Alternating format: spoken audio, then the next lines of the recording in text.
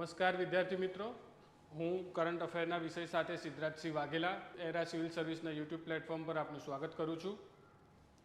આજનો આપણો ચર્ચાનો વિષય છે જાતિગત જનગણના.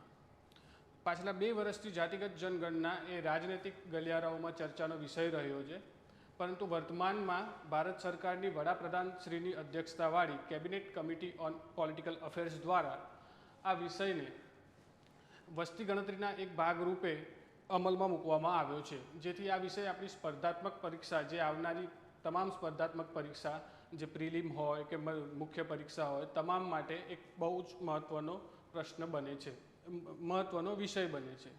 તો આપણે એના ઉપર ચર્ચા કરીશું કે પરીક્ષાના સંદર્ભમાં કેટલા મહત્ત્વના ટૉપિક છે, બરાબર. એનું આપણે અહીંયા ઇન્ડેક્સ બનાવ્યું છે કે ભાઈ આ જાતિગત જનગણના છે એ વિષય ચર્ચાનું કારણ શું કામ છે, વસ્તી ગણતરી અને તેનો ઇતિહાસ શું છે, એ પ્રમાણે આપણે જોઈશું કે ભાઈ પહેલું જે ચર્ચાનું કારણ, ત્યારબાદ વસ્તી ગણતરી એટલે શું અને તેનો ઇતિહાસ શું છે, વસ્તી ગણતરીના પ્રકારો, એ પ્રકારોના એક ભાગરૂપે જાતિગત જનગણનાનો પરિચય, પછી તેની માંગ શું કામ ઉદ્ભવી રહી છે, પછી તેની વર્તમાનમાં જરૂરિયાત શું છે, તેનાથી થતા લાભો અને તેની સમક્ષ રહેલા પડકારો, અને ત્યારબાદ અંતે વે ફોરવર્ડ, જે મુખ્ય પરીક્ષા માટે ખૂબ જ મહત્ત્વપૂર્ણ છે, અને અંતે તમારા માટે કેટલાક પ્રેક્ટિસ પ્રશ્નો પણ રજૂ કરીશું આપણે.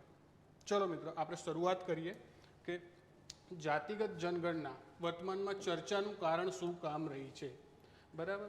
તાજેતરમાં રાજકીય બાબતોની કેબિનેટ સમિતિ દ્વારા આગામી વસ્તી ગણતરીના એક ભાગરૂપે જાતિગત જનગણનાને મંજૂરી આપવામાં આવી છે, બરાબર. તો આપણે પહેલાં તો મુખ્ય વસ્તુ એ છે કે આપણે દરેક વસ્તુની ટર્મિનોલોજી આપણને આવડવી જોઈએ. તો એ દ્રષ્ટિથી જોતાં આપણે પહેલાં વસ્તી ગણતરીથી સંબંધિત કેટલીક ટર્મિનોલોજી આપણે અહીંયા ધ્યાન આપીશું. તો વસ્તી ગણતરી એટલે શું? પ્રથમ તો મિત્રો, વસ્તી ગણતરી કોને કહેવાય? તો વસ્તી ગણતરી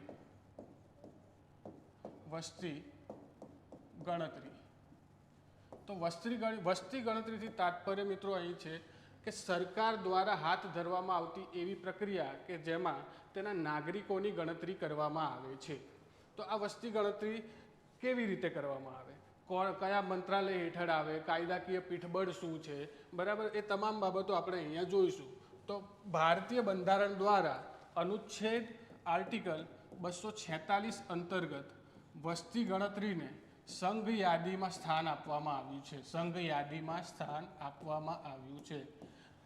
બંધારણની 7મી અનુસૂચિ છે, જેમાં કેન્દ્ર, રાજ્યો અને સમવર્તી એમ 3 યાદીઓમાં વિષયોની વહેંચણી કરવામાં આવી છે.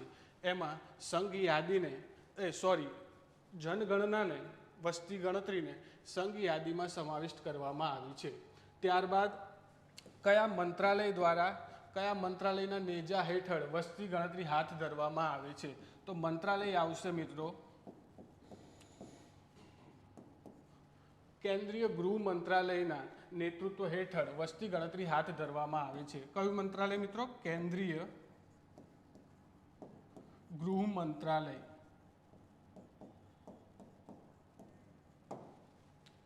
આ બેઝિક બાબતો જે વસ્તી ગણતરી વિશે આપણે જોયું કે અર્થ શું છે કે સરકારની એ પ્રક્રિયા કે જેના દ્વારા તેના નાગરિકોની ગણતરી થાય છે.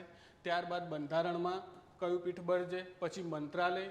હવે વસ્તુ એ છે કે સંઘ યાદીનો વિષય છે, તો સંસદ દ્વારા વસ્તી ગણતરી હાથ ધરવા માટે કોઈ કાયદો તો હાથ ધરવામાં આવ્યો હશે. તો વસ્તી ગણતરી, જે આપણે પાછલા વર્ષમાં પ્રશ્ન પૂછાઈ પણ ગયો છે સ્ટેટમેન્ટ આધારિત, કે વસ્તી ગણતરી આ કાયદાના અંતર્ગત હાથ ધરવામાં આવે છે. તો એ કાયદો છે વસ્તી ગણતરી અધિનિયમ 1948. વસ્તી ગણતરી અધિનિયમ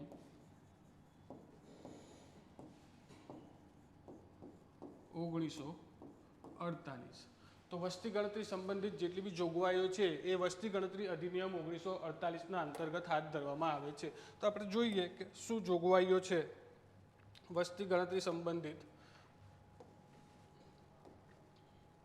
વસ્તી ગણતરી અને તેનો ઇતિહાસ.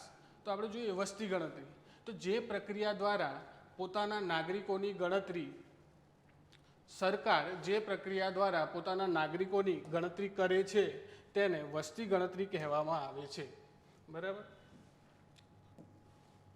સરકાર જે પ્રક્રિયા દ્વારા નાગરિકોની ગણતરી કરે છે તેને વસ્તી ગણતરી કહેવામાં આવે છે. વસ્તી ગણતરી કે જેને ક્યારેક ક્યારેક જનગણના તરીકે પણ ઓળખવામાં આવે છે. આ વસ્તી ગણતરી કરવાનો ઉદ્દેશ શું હોય છે? તો એનો ઉદ્દેશ એ હોય છે કે દેશમાં કેવા પ્રકારના લોકો છે, તે કેવી સ્થિતિમાં રહે છે, તેમની આર્થિક સ્થિતિ શું છે, સામાજિક સ્થિતિ શું છે, તેમની પાસે શું છે, તેમની કન્ડિશન કેવી છે, પરિસ્થિતિઓ શું છે, આર્થિક અર્થતંત્ર કેવી રીતે કાર્ય કરે છે વગેરે બાબતો જાણવા માટે વસ્તી ગણતરી સરકાર દ્વારા હાથ ધરવામાં આવે છે. તો આ વસ્તી ગણતરી શું આજથી શરૂ થઈ હશે? વસ્તી ગણતરીનો ઇતિહાસ આપણને રોમન સામ્રાજ્યથી પ્રાપ્ત થાય છે. રોમન સામ્રાજ્યમાં વૈશ્વિક સ્તરે સૌપ્રથમ વખત વસ્તી ગણતરી હાથ ધરવામાં આવી હતી, જેમાં રોમન સામ્રાજ્ય દ્વારા દર 5 વર્ષે કરવેરાના નિર્ધારણ માટે વસ્તી ગણતરી કરવામાં આવતી હતી. ભારતમાં એનો ઇતિહાસ જોવા જઈએ તો આપણને પ્રાચીન સમયના મૌર્ય વંશમાં જોવા મળે છે. મૌર્ય વંશના કૌટિલ્ય દ્વારા રચિત અર્થતંત્રમાં વસ્તી ગણતરીના સાક્ષ્યો મળે છે કે જેમાં વહીવટી કાર્યો માટે નાગરિકોની વસ્તી ગણતરી કરવામાં આવતી હતી. આ ઉપરાંત આર્થિક વસ્તી ગણતરી, કૃષિ વસ્તી ગણતરી વગેરે વગેરે અલગ અલગ વસ્તી ગણતરીઓ કરવામાં આવતી હતી. આપણે જોઈએ 19 વસ્તી ગણતરીના ઇતિહાસના સંદર્ભમાં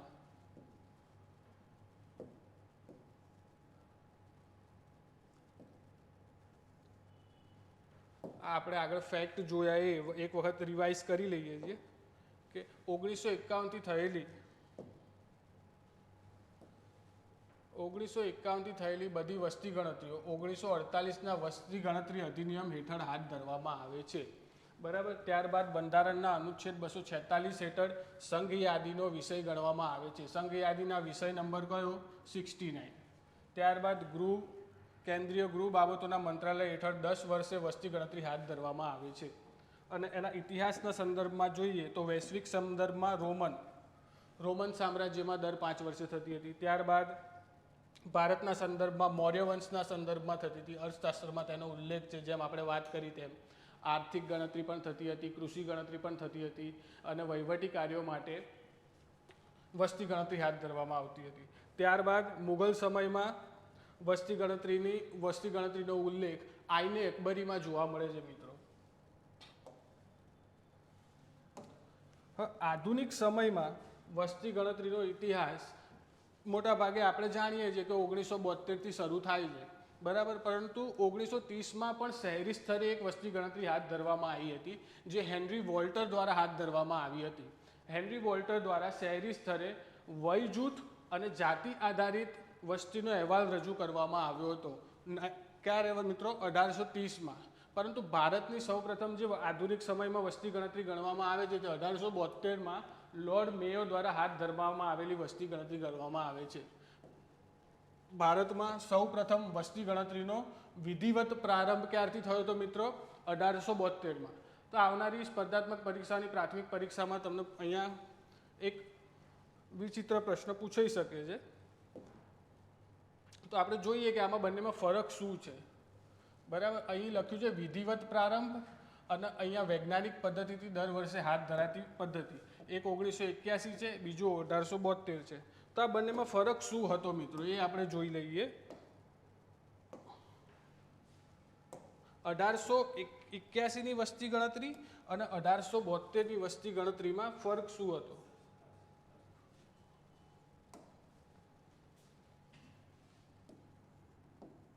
અઢારસો 81 અને 1872ની વસ્તી ગણતરીમાં ફરક શું હતો એ જાણવા માટે આપણે જોઈએ કે આ ટાઈમે વાઇસરોય કોણ હતું? તો કે લોર્ડ રિપન હતા. જ્યારે અહીં હતા લોર્ડ મેયો.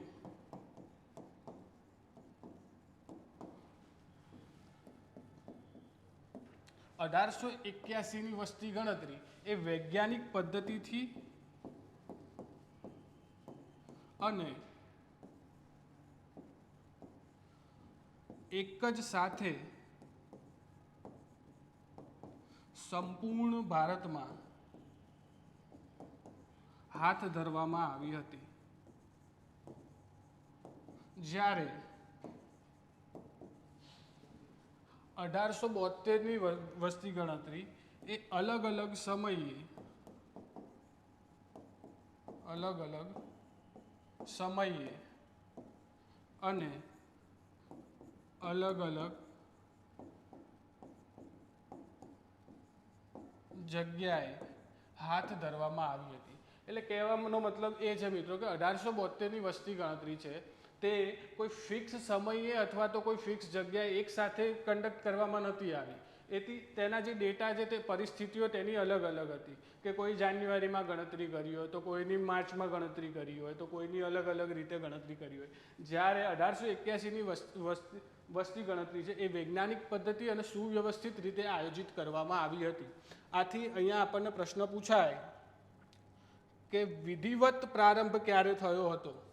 તો વિધિવત જ્યારે શબ્દ ઉપયોગ થાય કે સૌ પ્રથમ પ્રારંભ ક્યારે થયો હતો, વિધિવત પ્રારંભ ક્યારે થયો હતો, તો એમાં આવશે 1872 અને લોર્ડ મેયોના સમયમાં, જ્યારે વૈજ્ઞાનિક પદ્ધતિથી અને સુવ્યવસ્થિત વસ્તી ગણતરીનો પ્રારંભ ક્યારે થયો કે જે દર 10 વર્ષે વસ્તી ગણતરીનો પ્રારંભ ક્યારે થયો તો 1881 અને લોર્ડ મેયોના સમયમાં આવશે મિત્રો.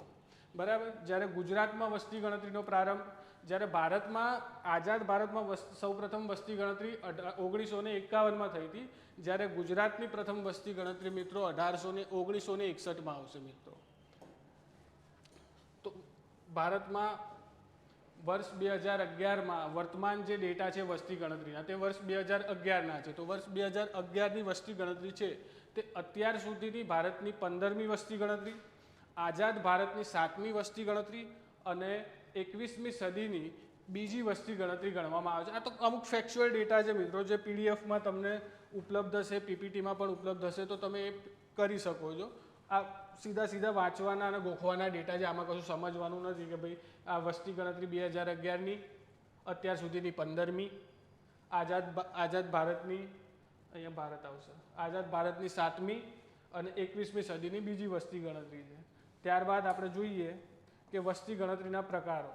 બરાબર. તો અલગ અલગ વિભાગો દ્વારા પોતાની જરૂરિયાતો સમજો. વસ્તી ગણતરીનો મુખ્ય ઉદ્દેશ શું હોય કે ભાઈ યોગ્ય નીતિ નિર્માણ કરવાનો.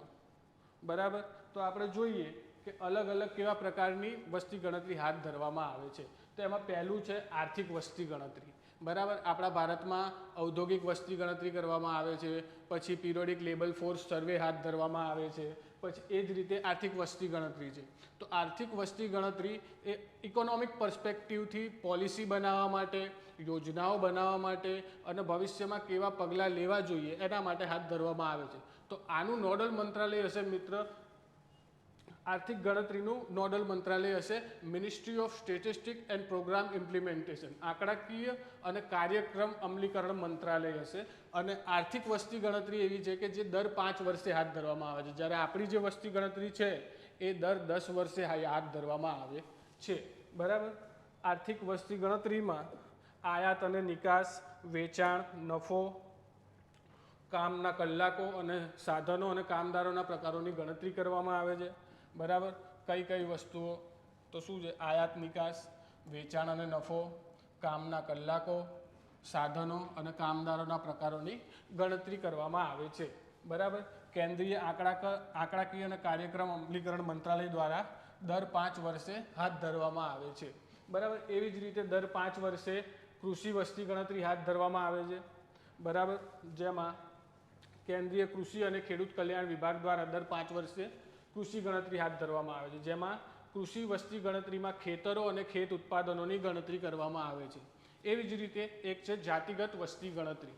તો જાતિગત વસ્તી ગણતરી મિત્રો શું છે કે જ્યારે વસ્તી ગણતરીના આંકડાનો રેકોર્ડ લેવામાં આવે છે તો એ ગણતરી દરમિયાન વ્યક્તિની જાતિ ઓળખનો પણ એક રેકોર્ડ રાખવામાં આવે, તેને જાતિગત વસ્તી ગણતરી કહેવામાં આવે છે.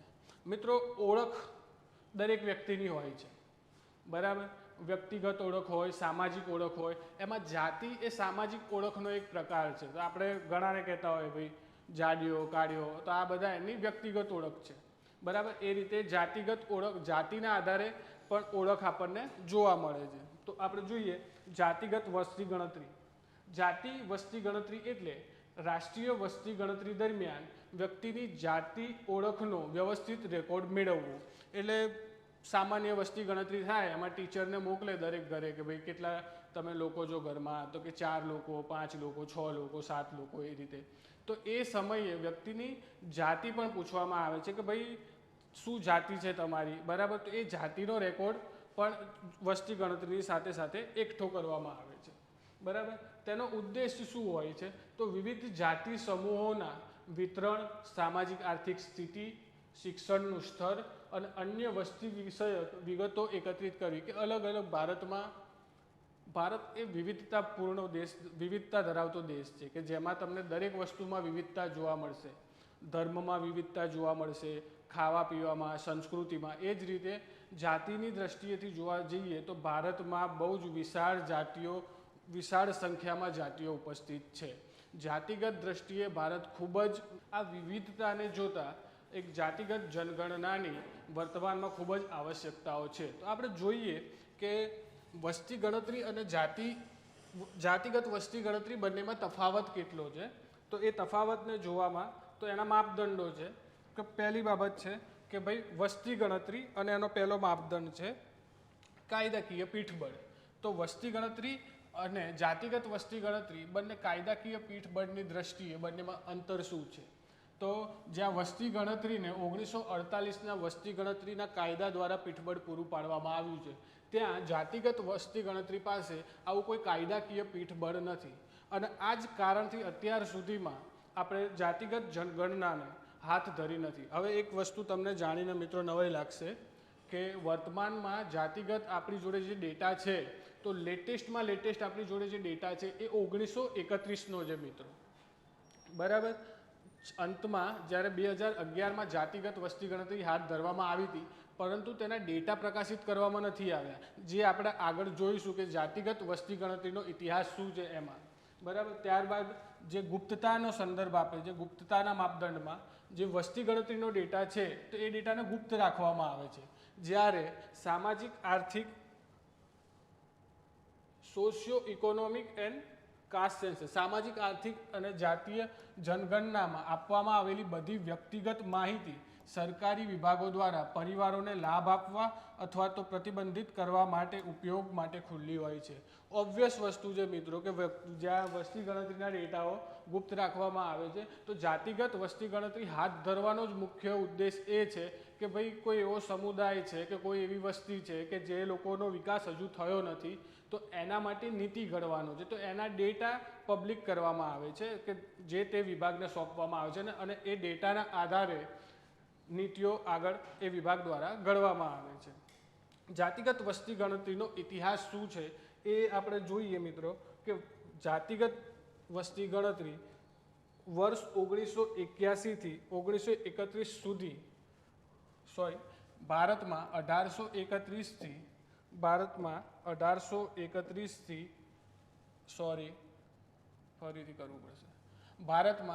વર્ષ 1881થી 1931 સુધી તમામ વસ્તી ગણતરીમાં જાતિ આધારિત આંકડા પ્રકાશિત કરવામાં આવ્યા છે. બ્રિટિશરો દ્વારા જે વસ્તી ગણતરી હાથ ધરવામાં આવતી હતી, જે 1881થી દર વર્ષે લોર્ડ રિપનના સમયમાં શરૂઆત થયું હતું, દર 10 વર્ષે વસ્તીના આંકડા પ્રકાશિત કરવા. 1881, 1891, 1901, 1911, 1921 અને 1931.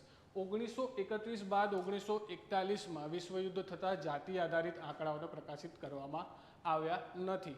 ત્યારબાદ 1947માં ભારત આઝાદ થાય છે. આઝાદ ભારતની પહેલી વસ્તી ગણતરી 1951માં હાથ ધરવામાં આવે છે, પરંતુ 1951માં જવાહરલાલ નહેરુ દ્વારા જાતિ આધારિત વસ્તી ગણતરીનો ભાગ બનાવવામાં આવતો નથી. ત્યારથી લઈ 2011 સુધી કોઈ પણ વસ્તી ગણતરીમાં જાતિ આધારિત વસ્તી ગણતરીને સમાવેશ કરવામાં આવ્યો નથી. પણ અહીંયા મિત્રો એ વસ્તુ ધ્યાન રાખવા યોગ્ય છે કે દરેક વસ્તી ગણતરીમાં અનુસૂચિત જાતિ અને અનુસૂચિત જનજાતિના આંકડાઓ પ્રકાશિત કરવામાં આવે છે, પરંતુ અન્ય પછાત વર્ગો જે છે ઓબીસી, બીસી, આ બધાના આંકડા આજ સુધી આઝાદ ભારતની વસ્તી ગણતરીમાં સમાવેશ કરવામાં આવ્યા નથી. પરંતુ વર્ષ 2010માં કાયદા મંત્રી દ્વારા એક ઠરાવ રજૂ કરવામાં આવે છે સરકાર સામે કે આ વર્ષે સામાજિક, આર્થિક અને જાતિ વસ્તી ગણતરીને વસ્તી ગણતરીનો ભાગ બનાવવામાં આવે, જેનો સ્વીકાર કરવામાં આવે છે.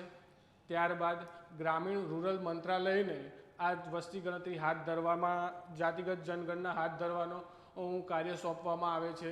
તેમના દ્વારા જાતિગત વસ્તી ગણતરીના આંકડા પણ એકઠા કરવામાં આવે છે, પરંતુ સરકાર દ્વારા એ તર્ક આપીને આ આંકડા પ્રકાશિત કરવામાં ન આવ્યા કે આ આંકડાઓની સચોટતા અને સુસંગતતામાં ક્યાંક ને ક્યાંક કમી હોય છે.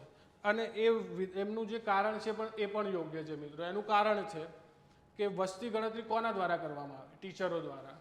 તો શું ટીચરોને તમામ જ્ઞાતિ, તમામ જાતિ વિશેનું નોલેજ હશે? શું એ લોકો સમાજશાસ્ત્રીઓ હશે? એ લોકોને સામાન્ય વસ્તુ છે કે કોઈ ટીચર જશે તો ટીચરને એક જણને મળશે કે ભાઈ આમાં ઘરમાં કેટલા લોકો છે, તો ઓલો એમ કહેશે કે 4 છે, તો ટીચર થોડી જોવા જશે કે 4 છે કે નહીં, બરાબર? એ તો સીધો 4 છે, ઓકે. પછી એમને પૂછશે કે જાતિ કઈ, તો એ ગમે તે જાતિ કહેશે, બરાબર? તો એ સીધી જાતિને ઓકે કરી નાખશે. એમ થોડી કહેશે કે લાવો તમારું સર્ટિફિકેટ દેખાડો, બરાબર? તો આ પ્રમાણે જે માહિતી એકઠી કરવામાં આવે છે, બરાબર, તો એ માહિતી કેટલી તર્કસંગત અને કેટલી સચોટ છે એની સામે સૌથી મોટો પ્રશ્ન ઉદ્ભવે છે. આથી આ 2011માં જાતિ આધારિત ડેટા પ્રકાશિત કરવામાં ન આવ્યા હતા. ત્યારબાદ વર્ષ 2024ની લોકસભાની ચૂંટણી આવે છે.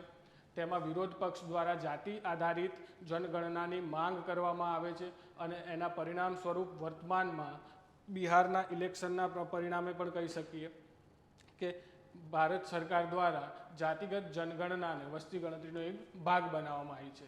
તો તેના ઇતિહાસના સંદર્ભમાં આપણે જોઈએ તો વર્ષ 1941માં વિશ્વયુદ્ધના પરિણામે બ્રિટિશ સરકાર દ્વારા જાતિગત આંકડાની ગણતરી પ્રકાશિત કરવામાં આવી ન હતી, બરાબર? આઝાદી બાદની એક પણ વસ્તી ગણતરીમાં જાતિ આધારિત વસ્તી ગણતરીના આંકડા, મિત્રો અહીંયા ધ્યાન રાખો, પ્રકાશિત કરવામાં આવ્યા નથી, બરાબર?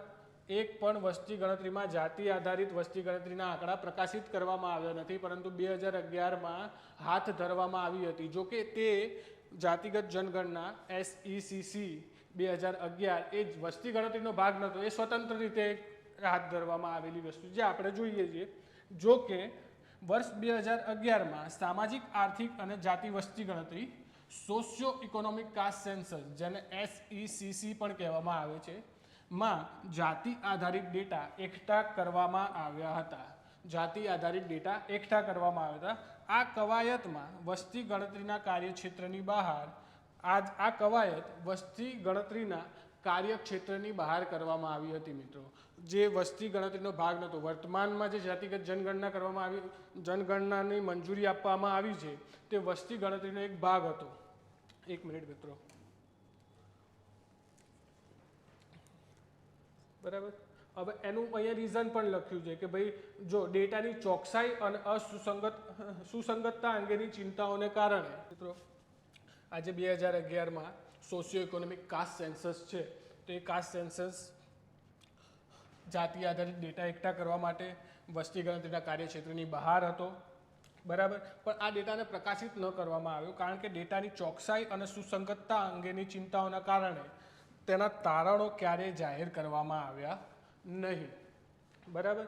આ સમયે ગૃહમંત્રી હતા P. ચિદમ્બરમ હતા. P. ચિદમ્બરમને જ્યારે પૂછવામાં આવ્યું કે ભાઈ તમે આ પ્રકાશિત કેમ નથી કર્યો, તો એમને આ પ્રોપર આ કારણ આપ્યું, ચોકસાઈ અને સુસંગતતા અંગેની ચિંતાઓને કારણે તેના તારણો ક્યારેય જાહેર કરી શકાશે નહીં. એમણે ગુજરાતીમાં નહોતું આપ્યું, પણ ઇંગ્લિશમાં આપ્યું હતું. આપણે ટ્રાન્સલેટ કર્યું છે, બરાબર? આમ વર્તમાનમાં ઉપલબ્ધ જાતિ આધારિત ડેટા વર્ષ 1931માં પ્રકાશિત વસ્તી ગણતરીના ડેટાથી સંબંધિત છે.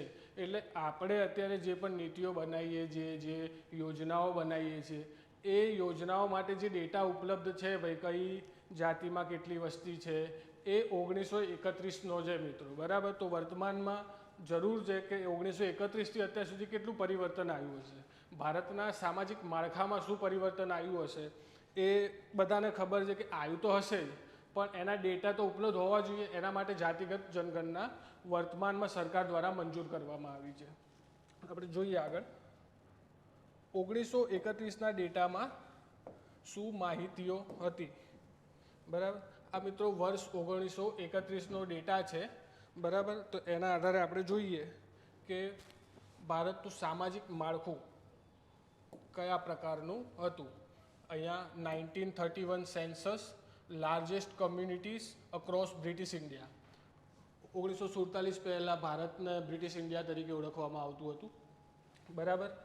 તો એમાં જે ડેટા છે લાર્જેસ્ટ કમ્યુનિટી, સૌથી મોટા સમુદાય કયા છે તેમાં જોઈએ સૌપ્રથમ છે બ્રાહ્મણ, ત્યારબાદ જાટવ, ત્યારબાદ રાજપૂત, એના પછી છે કુણબીમાં મરાઠાઓનો પણ સમાવેશ થાય છે, ત્યારબાદ આહિર ચોથા ક્રમે, પાંચમા ક્રમે, પછી તેલી, ગ્વાલા, કાયસ્થ, કુર્મી અને કુમ્હારનો સમાવેશ થાય છે. અને એ જ પ્રકારે 1931 census largest community by province એટલે પ્રાંતોમાં સૌથી મોટો સમુદાય કયો હતો એના ડેટા પ્રકાશિત કરવામાં આવ્યા છે. જેમાં બોમ્બેમાં કુણબી ઇન્ક્લુડિંગ મરાઠા, આ સમયે આઝાદી બાદ 1947થી 1960 સુધી ગુજરાત છે એ બોમ્બે પ્રાંતનો એક હિસ્સો હતો. બરાબર. ત્યારબાદ યુનાઇટેડ પ્રોવિન્સ, પછી બિહાર અને ઓરિસ્સા, બેંગોલ, મદ્રાસ, આસામ, પંજાબ, એ જ રીતે Mysore, central provinces and Berar, Hyderabad, central Indian agency, Rajputana agency, બરોડામાં સૌથી મોટો સમુદાય કણબી હતો, Jammu and Kashmir, north west frontier province, Coorg, Ajmer, Marwar અને સિક્કિમ. આ તમે પોઝ કરીને મિત્રો જોઈ શકો છો કે કયું છે. આટલું ડિટેલિંગમાં કોઈ MCQ આવવાની જરૂર નથી. આ તો ખાલી તમને એક સંદર્ભ આપવા માટે કે વર્તમાનમાં આપણી જોડે ડેટા છે એ આ ડેટા છે મિત્રો. બરાબર. કે કેમ સરકારે આ કર્યું, શું કર્યું. બરાબર. તો એ જે રાજનીતિક ચર્ચાઓ છે એનાથી ઉપર ઉઠીને આપણે એક સ્પર્ધાત્મક માઇન્ડસેટથી જોવું જોઈએ કે ભાઈ આ ડેટા શું યોગ્ય છે. બરાબર. એટલા માટે વસ્તુ આ અહીંયા મૂકી છે. આમાંથી કંઈ આટલું આ ડિટેલિંગમાં પૂછશે નહીં કે કયા પ્રાંતમાં શું હતું ને, એટલે એટલું બધું ડિટેલિંગમાં ગોખવાની કે વાંચવાની પણ જરૂર નથી. ત્યારબાદ જાતિગત જનગણનાની માંગ. બરાબર. તો જાતિગત જનગણનાની પાછલા સમયથી માંગ હતી. બરાબર. તો કેવી માંગ હતી તો એ આપણે જોઈએ. તો શું હતું. બરાબર. શું છે સ્ટેટ ઇનિશિયેટિવ. બરાબર. જાતિગત જનગણનાના પરિણામે સ્ટેટ વર્સિસ સેન્ટ્રલનો મુદ્દો ઉદ્ભવી રહ્યો હતો. State versus central.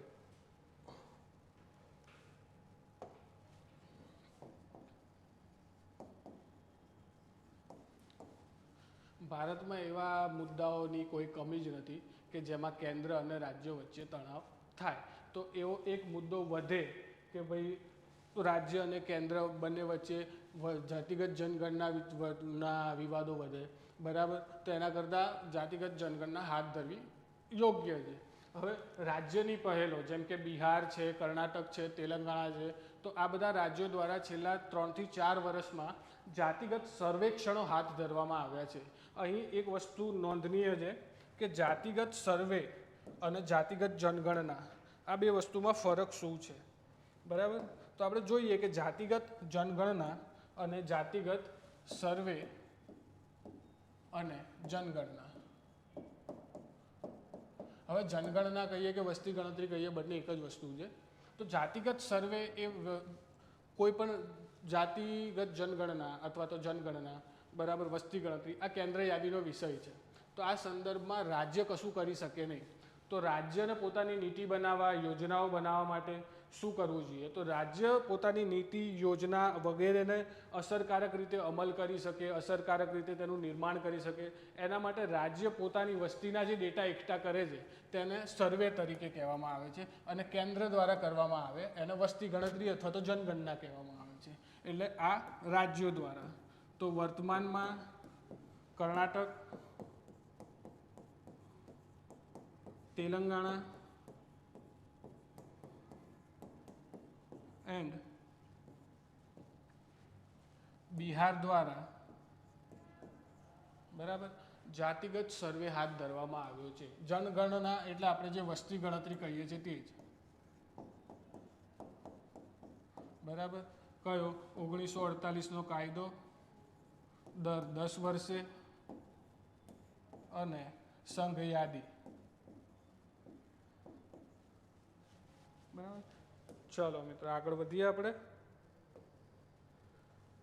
બરાબર. બીજું એનું માંગનું કારણ હતું સંસ્થાકીય હિમાયત, એટલે જે national commission on backward class દ્વારા 2021માં બંધારણીય સંસ્થા national commission on backward class દ્વારા 2021માં જાતિગત વસ્તી ગણતરી હાથ ધરવા માટેની સરકારને ભલામણ કરવામાં આવી હતી. ત્યારબાદ રાજકીય દબાણ, જે આપણે જોયું 2024માં વિપક્ષનો એક મુદ્દો હતો કે જાતિગત જનગણના કરવી. આ ઉપરાંત આરજેડી, ડીએમકે, જેડીયુ આ બધા જે પક્ષો છે એ લોકોની રાજનીતિ મૂળભૂત રીતે ઓબીસી સમુદાયની આગળ પાછળ ફરતી હોય છે. તો એના સંદર્ભમાં આ રાજકીય દબાણ આપણે જોઈએ કે એ એક કારણ છે કે એ જાતિગત જનગણનાની માંગ ઉદ્ભવી રહી હતી. ત્યારબાદ છે ન્યાયિક નિર્દેશ.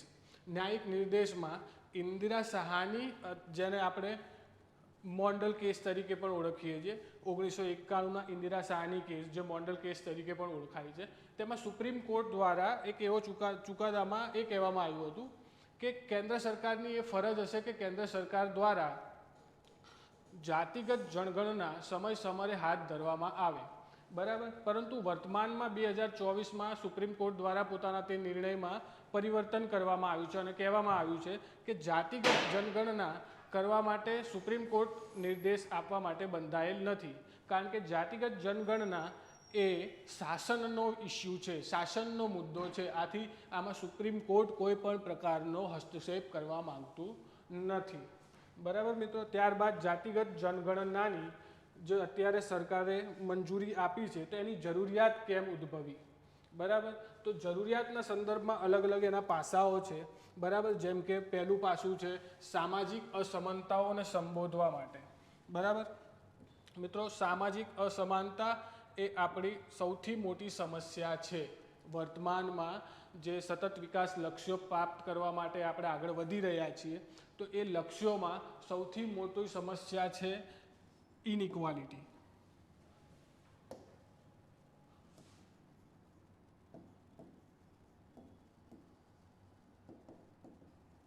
ઇનઇક્વાલિટી કે જેને આપણે અસમાનતા કહીએ છીએ.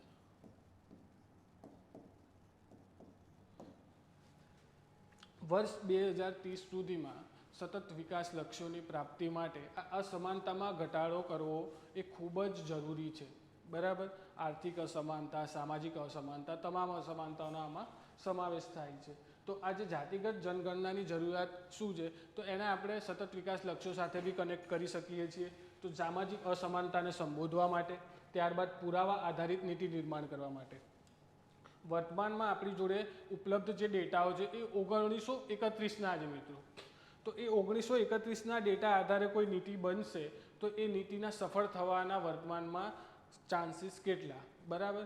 તો આ ઉદ્દેશ માટે સરકાર એવું અનુભવી રહી છે કે વર્તમાનમાં આપણી પાસે જાતિગત જનગણનાના ડેટા હોવા ખૂબ જ જરૂરી છે કે જેથી કરીને આપણે એવી નીતિ બનાવી શકીએ કે જે મેક્સિમમ લોકોને પ્રોફિટ કરે અને મેક્સિમમ લોકો સુધી સંસાધનોનો યોગ્ય ઉપયોગ સુનિશ્ચિત કરે. ત્યારબાદ આરક્ષણની નીતિઓનું મૂલ્યાંકન. આરક્ષણની નીતિનું મૂલ્યાંકનથી તાત્પર્ય છે કે ભારતીય બંધારણના અનુચ્છેદ 15 અને 16માં અફર્મેટિવ એક્શન્સ અફર્મેટિવ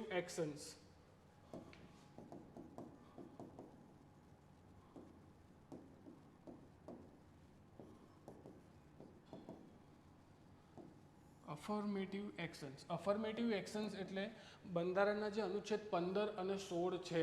બરાબર. એમાં કેટલાક સકારાત્મક પગલાઓ સરકાર દ્વારા લેવામાં આવ્યા છે કે જેમાં અનુચ્છેદ 15 ક્લાઉઝ 3, ક્લાઉઝ 4, ક્લાઉઝ 5, ક્લાઉઝ 6 બરાબર અલગ અલગ સમુદાયના આરક્ષણની જોગવાઈ આપી છે.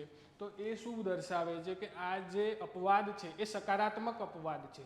આ જે ભેદભાવ છે એ કોઈ અલગ પ્રકારનો ભેદભાવ નથી, પરંતુ આ સકારાત્મક ભેદભાવ છે. એક પક્ષને ઉપર લઈ જવા માટે એમની જે સામાજિક આર્થિક સ્થિતિ છે એ સ્થિતિથી એમને આગળ લઈ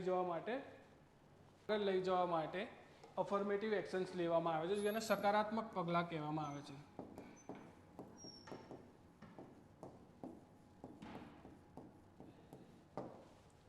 તો આ જે અફર્મેટિવ એક્શન્સ છે, સકારાત્મક પગલાઓ છે, તો એનું જે અમલમાં આવ્યા એના 75 વર્ષ બાદ એમાં જે અમલ મૂક્યો એની સ્થિતિ વર્તમાનમાં શું છે, શું એ અમલ યોગ્ય દિશામાં જઈ રહ્યો છે કે એને આપણે વધારે સુધારવાની જરૂરિયાત છે, બરાબર. આ વસ્તુઓને ધ્યાનમાં રાખીને આરક્ષણની નીતિઓના મૂલ્યાંકન માટે વર્તમાનમાં જાતિગત જનગણનાના ડેટા હોવા ખૂબ જ જરૂરી છે. ત્યારબાદ ભારતના સામાજિક માળખાને સમજવા માટે, બરાબર, કોઈ પણ પ્રદેશ છે એનું સ્ટ્રક્ચર શું છે એ જ ના ખબર હોય, બરાબર, તો તમે એના માટે શું યોજના બનાવશો, એના માટે શું નીતિ બનાવશો, શું પગલાં લેશો, બરાબર, શું જરૂરિયાતો છે, બરાબર, સમુદાયનો તબક્કો કેટલો છે, બરાબર, આ બધી વસ્તુઓ ન હોય, બરાબર, સામાજિક માળખું જ આપણને ખબર ના હોય તો આપણે એ લોકોનો વિકાસ કઈ રીતે. હવે ભારતનું લક્ષ્ય જે છે, બરાબર, 2047 સુધીમાં 2047માં ભારતને એક વિકસિત રાષ્ટ્ર બનાવવાનું લક્ષ્ય છે, બરાબર. તો 2047 સુધીમાં આપણે વિકસિત રાષ્ટ્ર બનાવીશું તો એ વિકસિત રાષ્ટ્ર બનાવવા માટે આપણી જોડે શું હોવો જોઈએ? ડેટા, બરાબર. હવે ડેટા જ આપણી જોડે પૂરો ન હોય તો આપણે કઈ રીતે આગળ નીતિઓ બનાવીશું, એને કઈ રીતે અમલમાં મૂકશું, બરાબર. તો આ ઉદ્દેશ્ય માટે. ત્યારબાદ બંધારણીય ઉદ્દેશ્યોની પૂર્તિ માટે. બંધારણીય ઉદ્દેશ્યો કયા છે? તો કે ભાઈ ડીપીએસપી છે. ડીપીએસપી શું છે? કલ્યાણકારી રાજ્યની સ્થાપના માટે.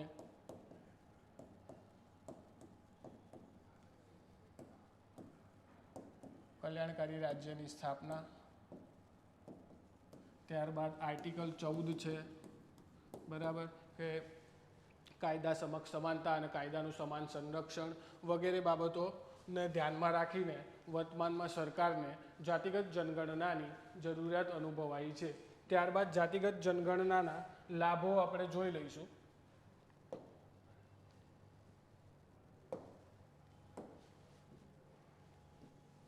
જાતિગત જનગણનાના લાભોમાં શું છે? સંસાધનોનું વધુ સમાન અને યોગ્ય વિતરણ, સંસાધનોનું વધુ સમાન વિતરણ અને યોગ્ય વિતરણ, કલ્યાણકારી યોજનાઓનું સુધારેલું લક્ષ્યાંકન, પછી જાતિ સમૂહમાં વ્યાપ્ત આંતરિક અસમાનતાઓ ઓળખવી. હવે જાતિ સમૂહોમાં વ્યાપ્ત આંતરિક અસમાનતાઓથી તાત્પર્ય એ છે કે મિત્રો કોઈ પણ જેમ કે અનુસૂચિત જાતિ છે, અનુસૂચિત જનજાતિ છે, બરાબર, તો એના વર્તમાનમાં ટૂંક સમય પહેલાં સુપ્રીમ કોર્ટ દ્વારા સબ ક્લાસિફિકેશનની જોગવાઈ કરવામાં આવી હતી, બરાબર. હવે જાતિ સમૂહોમાં વ્યાપ્ત આંતરિક અસમાનતાઓ, હવે જેમ કે ઓબીસી છે, બરાબર, ઓબીસીના સંદર્ભમાં આપણે જોઈએ ક્રિમિલિયરની વ્યવસ્થા છે, બરાબર, બાકી કશાયમાં ક્રિમિલિયરની વ્યવસ્થા નથી. વર્તમાનમાં યુપીએસસીનું રિઝલ્ટ આવ્યું, બરાબર, તો યુપીએસસીના રિઝલ્ટમાં એક વસ્તુ તમે નોંધજો કે ભાઈ એક પર્ટિક્યુલર સમુદાયને આટલા ટકા આરક્ષણ છે, બરાબર, તો આરક્ષણમાંથી શું એ આરક્ષણ ધરાવતા તમામ સમુદાયને તેનો લાભ મળી રહ્યો છે કે ખાલી એક જ તબક્કો છે જે આરક્ષણનો સંપૂર્ણ છેલ્લા વર્ષોથી લાભ રહી રહ્યું છે, બરાબર. તો આ જાતિ સમૂહમાં વ્યાપ્ત આંતરિક અસમાનતાઓને આપણે જાતિગત ડેટા ઉપલબ્ધ હશે તો ઓળખી શકીશું કે ભાઈ હવે આ જે ઓબીસી સમુદાય છે, ઓબીસી સમુદાયમાં કેટલા લોકોનો વિકાસ થયો, બરાબર, અને કેટલા લોકોની પરિસ્થિતિ જે હતી તે જ છે, સમાન જ રહી છે, બરાબર. તો એના માટે શું છે જરૂરી છે કે જાતિ આધારિત ડેટા હોવો જરૂરી છે. ત્યારબાદ આરક્ષણ નીતિઓને મજબૂત બનાવવી. આરક્ષણ નીતિઓને મજબૂત બનાવવાથી તાત્પર્ય છે અદ્યતન જાતિ ડેટા હાલની આરક્ષણ નીતિઓની સમીક્ષા અને તર્કસંગત બનાવવા માટે વધુ ચોક્કસ આધાર પૂરો પાડે છે. એટલે કે જે અત્યારે ઉપલબ્ધ ડેટા થશે એ વધારે તર્કસંગત માહિતી આપણને આપશે કે ભાઈ જે અફર્મેટિવ એક્શન્સ આપણે લીધા છે તો એમાં કોઈ સમુદાય વંચિત રહી તો નથી ગયો ને, બરાબર, આ સંદર્ભમાં. ત્યારબાદ શું છે? પારદર્શિતા અને જવાબદારી. પારદર્શિતાથી તાત્પર્ય છે કે વિભિન્ન જે સમુદાયો છે તેમની સામાજિક આર્થિક સ્થિતિ શું છે, સરકારની જે નીતિ છે તે નીતિ કેટલા હદ સુધી એની અસર થઈ છે, બરાબર. ત્યારબાદ જવાબદારી છે, તો જવાબદારીથી તાત્પર્ય સરકારની જવાબદારીથી છે કે જે આ જે સમુદાયોની જે સામાજિક આર્થિક સ્થિતિનો વિકાસ થયો નથી તો એના સંદર્ભમાં સરકારે શું પગલાં લેવા જોઈએ વગેરે બાબતો સુનિશ્ચિત થશે, બરાબર. ત્યારબાદ છે ડેટા ગેપની સમાપ્તિ, બરાબર. વર્તમાનમાં આપણી જોડે ડેટા છે જે વર્ષ 1931નો છે, જે 80 થી 85 વર્ષ જૂનો છે. તો એ જોતાં આ જે ડેટા ગેપની સમાપ્તિ એક મહત્વપૂર્ણ લાભ છે આ વર્તમાન જાતિ ગણતરીથી. ત્યારબાદ જાતિ ગણતરી સમક્ષ રહેલા કેટલાક પડકારો છે. તો પડકારોના સંદર્ભમાં રાજનૈતિક લાભ માટે ડેટાનો ઉપયોગ. તો આનાથી આપણે કોઈ અજાણ નથી કે ભાઈ આ જે જાતિગત ડેટા જે ઉપલબ્ધ થશે તો એનો રાજનૈતિક પક્ષો કઈ રીતે ઉપયોગ કરશે, બરાબર. એ સૌથી મોટો પડકાર છે આપણી જોડે કે ભાઈ જે રાજનૈતિક પક્ષો છે પોતાના પક્ષના લાભ માટે, વ્યક્તિગત લાભના માટે આ ડેટાનો ઉપયોગ કરશે. ત્યારબાદ એક પ્રશ્ન ઉદ્ભવીને આવે છે, આ બંને જે મુદ્દા છે, બરાબર, એ જે સામાજિક તણાવ ઉત્પન્ન કરે છે. સામાજિક તણાવ, બરાબર. તો સામાજિક તણાવના સંદર્ભમાં રાષ્ટ્રવાદ વર્સિસ જાતિવાદનો ઉદ્ભવ થઈ શકે. ત્યારબાદ આરક્ષણ વર્સિસ જનરલનો ઉદ્ભવ થઈ શકે. વર્તમાનમાં પ્રત્યેકની આઈડેન્ટિટી એક છે કે બધા ભારતીયો છે, પરંતુ એક જાતિવાદ, જે જાતિ એક એવું મૂળ છે કે જે વર્ષોથી, પ્રાચીન સમયથી ભારતના મૂળમાં સમાયેલી બાબત છે. તો રાષ્ટ્રવાદના જે સામે પડી શકે એ જાતિવાદ ખૂબ સામાજિક તણાવ ઉત્પન્ન કરતો એક મુદ્દો બની શકે છે. ત્યારબાદ આરક્ષણ વર્સિસ જનરલ, જે નવા જાતિગત ડેટા આવશે, બરાબર, એ ડેટા પછી જે સામાન્ય લોકો છે, બરાબર, કે ભાઈ જે આરક્ષણના સમર્થક હોય કે આરક્ષણના વિરોધી હોય તે લોકો શું પગલાં લેશે, એ લોકોનો આવિર્ભાવ કેવો હશે, એના સંદર્ભમાં કોઈ માહિતી નથી. આથી એક સામાજિક તણાવની પરિસ્થિતિ ઉદ્ભવવાની સંભાવના રહેલી છે. ત્યારબાદ વહીવટી અને લોજિસ્ટિક સમસ્યાઓ. વહીવટી અને લોજિસ્ટિક સમસ્યાઓથી તાત્પર્ય એ છે કે ભારતમાં 2011ની વસ્તી ગણતરી પ્રમાણે 140થી 125 કરોડ જે અને વર્તમાનમાં 140-145 કરોડ વસ્તી છે, બરાબર. તો એ જે વસ્તી છે, બરાબર, તો એમની વસ્તી ગણતરી મુખ્યત્વે શિક્ષકો દ્વારા કરવામાં આવે છે, બરાબર. તો આટલા લોકોની વસ્તી ગણતરી કરવી અને તેમના જાતિગત ડેટા એકઠા કરવા, બરાબર, એ વહીવટી દ્રષ્ટિએ અને સાથે સાથે લોજિસ્ટિક દ્રષ્ટિએ પણ ખૂબ જ જટિલ કાર્ય છે, બરાબર. તો એ પણ એક મહત્ત્વનો ખૂબ મોટો પડકાર છે. ત્યારબાદ યોગ્ય અને સાર્વત્રિક વ્યાખ્યાનો અભાવ. એક હકીકત એ છે કે બધા જાતિ કરતા હોય પણ ભારતમાં જાતિની કોઈ સાર્વત્રિક વ્યાખ્યા જ અપનાવવામાં નથી આવી, બરાબર. જાતિની કોઈ યોગ્ય વ્યાખ્યા જ નથી, અને જે વસ્તુની વ્યાખ્યા જ નથી તો એ ગણતરીમાં આપણે એના માપદંડો કઈ રીતે આપણે સ્વીકારીશું કે ભાઈ આ માપદંડ રાખીશું, આ માપદંડ રાખીશું, આ માપદંડ રાખીશું. એક જ સરનેમના લોકો અલગ અલગ જાતિમાં આપણને જોવા મળે છે, બરાબર. તો આ એક બહુ મોટી સમસ્યા છે જે જાતિ ગણતરી સામે એક પડકાર રૂપે છે. તેમજ પૂર્વધારણાઓની ઉપસ્થિતિ. જાતિ આપણા સમાજમાં ખૂબ જ મહત્ત્વનો વિષય છે, બરાબર. હવે શહેરમાં રહેતા લોકો હોય એના માટે આ કોઈ નાની એવી વાત હશે, પણ જે ગ્રામીણ વિસ્તારો, દૂરના વિસ્તારો, ઉદાહરણ તરીકે લઈ લો બિહાર છે, બરાબર. તો બિહાર જેવા રાજ્યો કે જે લોકોનો હજુ એટલો વિકાસ થયો નથી, તો એવા ક્ષેત્રોમાં જાતિ બહુ જ બહોળો પડકાર હોય છે કે જાતિને એટલું મહત્ત્વ આપવામાં આવે છે કે જેના આધારે કેટલીક પૂર્વધારણાઓ હોય છે. તો આ પૂર્વધારણાઓ વસ્તી ગણતરીમાં, જાતિ ગણતરીમાં કઈ રીતે સમસ્યા ઉદ્ભવે. હવે તમે ઉદાહરણ તરીકે લઈ લો કે કોઈ શિક્ષક જાય છે, બરાબર, અને પૂછે કોઈ પરિવારને કે કેટલા સભ્યો છો, બરાબર. ત્યારબાદ એને પૂછે છે કે ભાઈ તમારી જાતિ શું છે, બરાબર.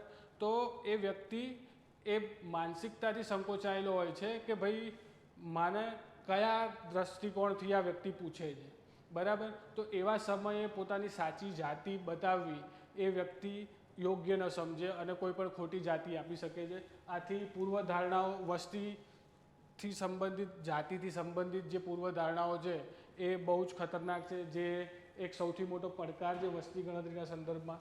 ત્યારબાદ વે ફોરવર્ડ, બરાબર, કે ભાઈ જાતિ ગણતરીને યોગ્ય રીતે અમલમાં મૂકવા કે જાતિ ગણતરી યોગ્ય રીતે હાથ ધરવામાં અને તેનો યોગ્ય ઉપયોગ કરવા માટે કેટલાક એવા પગલાઓ છે જે હાથ ધરવા જોઈએ, જેમાં છે સ્ટાન્ડર્ડ વર્ગીકરણ.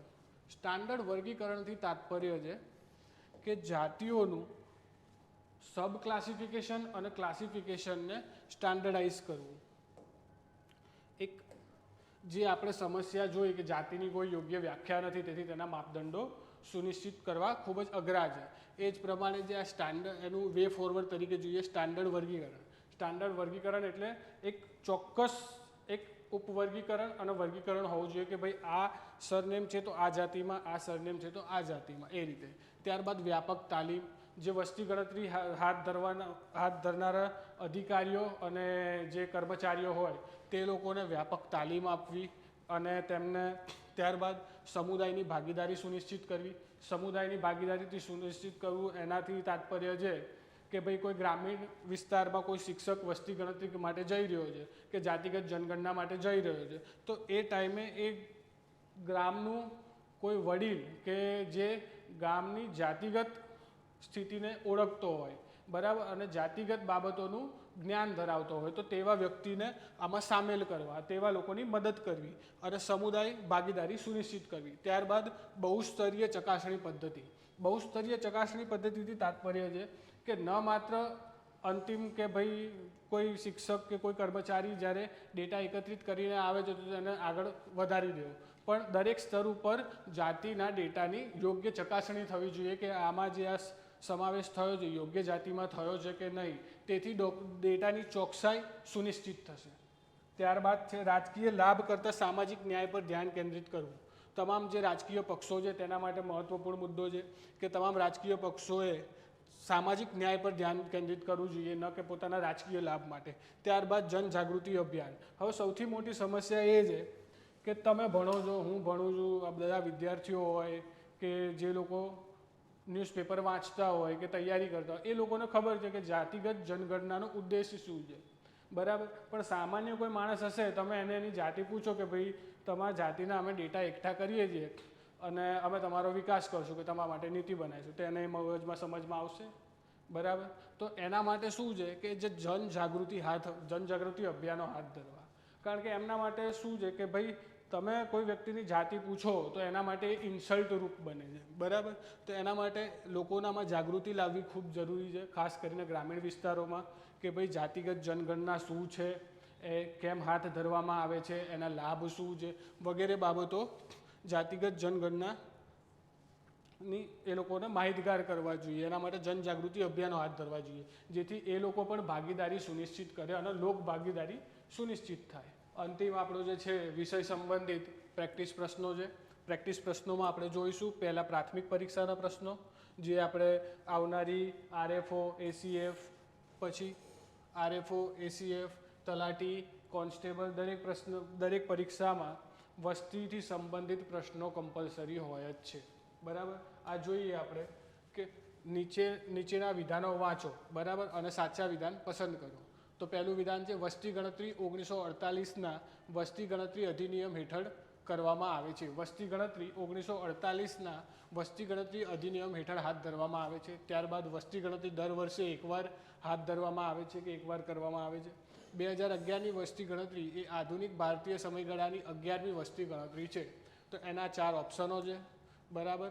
આ 4માંથી કોઈ પણ જે સાચો વિકલ્પ હોય તમે કમેન્ટ બોક્સમાં મિત્રો જણાવી શકો છો. ત્યારબાદ ભારતમાં છેલ્લી વખત જાતિ આધારિત વસ્તી ગણતરી, બરાબર, જેને સામાજિક, આર્થિક અને જાતિ ગણતરી તરીકે ઓળખવામાં આવે છે, કયા વર્ષમાં કરવામાં આવી હતી, બરાબર. તો 4 વિકલ્પો છે જેનો જવાબ તમે કમેન્ટ બોક્સમાં મિત્રો જણાવી શકો છો. ત્યારબાદ મુખ્ય પરીક્ષાઓ, આવનારી મુખ્ય પરીક્ષા કે જેમ કે જીપીએસસી છે, ત્યારબાદ એસટીઆઈ છે, તો એ સંદર્ભમાં 2 પ્રેક્ટિસ પ્રશ્નો છે, બરાબર. એક જાતિગત જનગણનાથી તમે શું સમજો છો, બરાબર. સમાવેશી વિકાસના લક્ષ્યોને પ્રાપ્ત કરવા માટે જાતિગત જનગણનાનું મહત્વ સ્પષ્ટ કરો, બરાબર. તો અહીં મિત્રો એનું ઇન્ટ્રોડક્શન છે, તો એનાથી તમે શું સમજો છો એ સમજાવવાનું છે કે ભાઈ એ પહેલો ફકરો જે હશે એમાં તમારે શું સમજો છો એ સંબંધિત છે. પછી સમાવેશી વિકાસના લક્ષ્યોને પ્રાપ્ત કરવા માટે જાતિગત જનગણનાનું મહત્વ, તો મહત્વના સંદર્ભમાં તમારે માહિતી લખવાની રહેશે. ત્યારબાદ જાતિ આધારિત વસ્તી ગણતરી એટલે શું, બરાબર, બંને સમાનાર્થી જ છે, બરાબર. ત્યારબાદ જાતિ આધારિત વસ્તી ગણતરીની જરૂરિયાત, ફાયદા અને પડકારો જણાવો, બરાબર. તો આના સંદર્ભમાં જે મુખ્ય પરીક્ષાના પ્રેક્ટિસ પ્રશ્નો છે તમે લખીને એરાના પ્લેટફોર્મ પર તમે મોકલી શકો છો, બરાબર. જે શરૂઆતના 5-6 પ્રશ્નો હશે એ અમે ઇવેલ્યુએટ કરીને તમને ઉપલબ્ધ કરાવીશું. થેન્ક યુ મિત્ર. વિડીયો ગમ્યો હોય તો લાઇક કરજો, ચેનલ સબસ્ક્રાઈબ કરજો અને યોગ્ય સુઝાવ વિડીયો સંબંધિત હોય તો તમે કમેન્ટ બોક્સમાં જણાવી શકો છો. Thank you.